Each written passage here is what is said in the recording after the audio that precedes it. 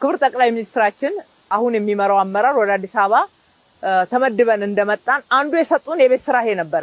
ቀበና መገደብ ይችላል።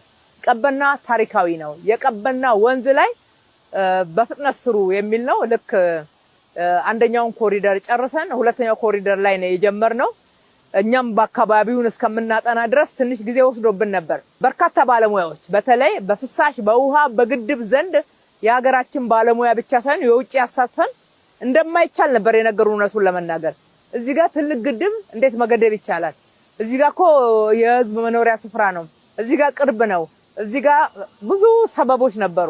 እነኛን ሁሉ ሰበቦች ግን ማለፍ ችለን እነሆ እነሱንም ጭምር እንላለን የመጀመሪያዎቹ ሸኝተን ጠንካራ ደፋር በሆኑ የሀገራችን ወጣት ባለሙያዎች ዲዛይን ተደርጎ በእነሱ እጅ ተገንብቶ እኛም ያለንን ለከተማችን ነዋሪዎች መስጠት ከሚገባውን ውስጥ አንዱ ይሄ ነው ብለን ተፈጥሮን ጠብቆ አዳዲስ እሴት ተጨምሮበት አምሮ ተውቦ በዚህ ስፍራ ላይ ለነዋሪዎቻችን እነሆ ለማለት ችለናል ማለት ነው። የዚህ ቀበና ድልድይ ጋብቻ አይደለም ግድብ የገነባ ነው። በየቦታው አነስ ያሉ ወደ 16 የሚደርሱ ግድቦች እናገኛለን።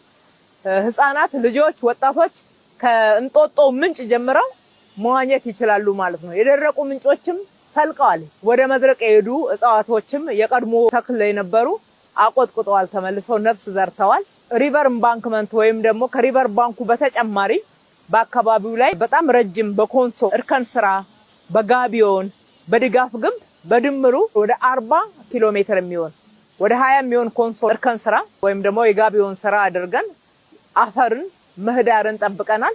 በተጨማሪ ደግሞ የድጋፍ ግንብ ወንዙ ዙሪያ ወደ 20 ኪሎ ሜትር የሚሸፍን ተሰርቷል ማለት ነው።